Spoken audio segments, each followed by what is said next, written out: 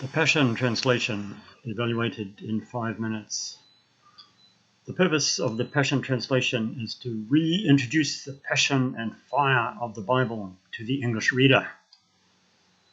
Surely we have to commend the translators for that aim, and they have succeeded in large part, as many readers testify. Look at this. Through his powerful declaration of acquittal, God freely gives away his righteousness. His gift of love and favor now cascades over us, all because Jesus, the Anointed One, has liberated us from the guilt, punishment, and power of sin. Great stuff. Here's some more. Our beloved Father, dwelling in the heavenly realms, may the glory of your name be the center on which our lives turn. And this, in the beginning, the living expression was already there. The fans love it, and they're not to be put off by Grinches like me who frown and mutter.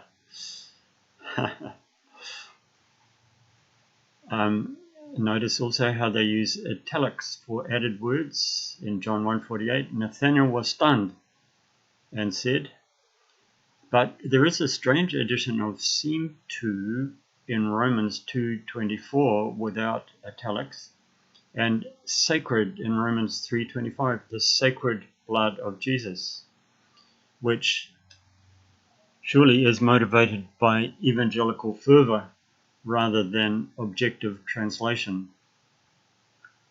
And here we have faith in his finished work that makes us right with God in Romans 3:27.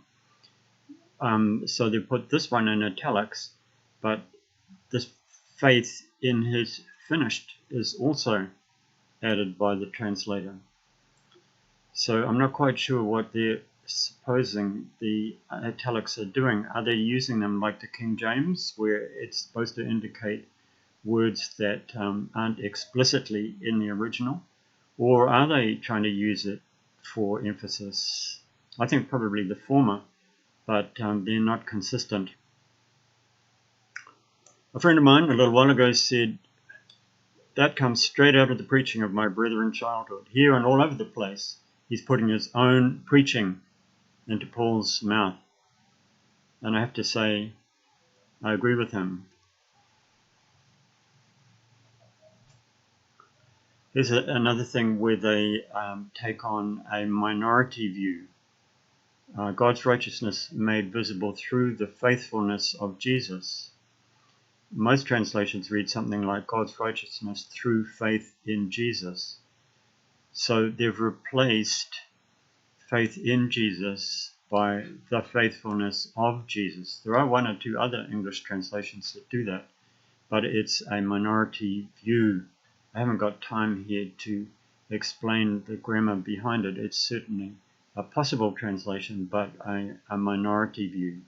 Here's another case, an important case where he has a minority view. He will often make footnotes. The Aramaic reads. When he says the Aramaic, he means the Peshitta, the Syriac Bible, an Eastern Christian translation dating back to the 2nd century.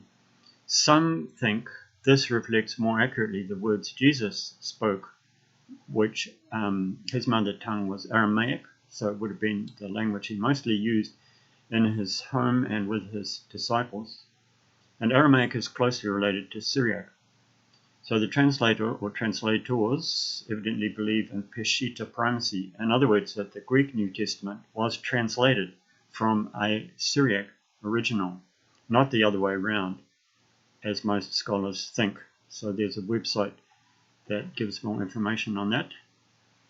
All in all, I have to say I can't recommend the translation, but neither do I want to argue with those who love it, and if it ignites some fire and passion in Christians, maybe that's what's needed.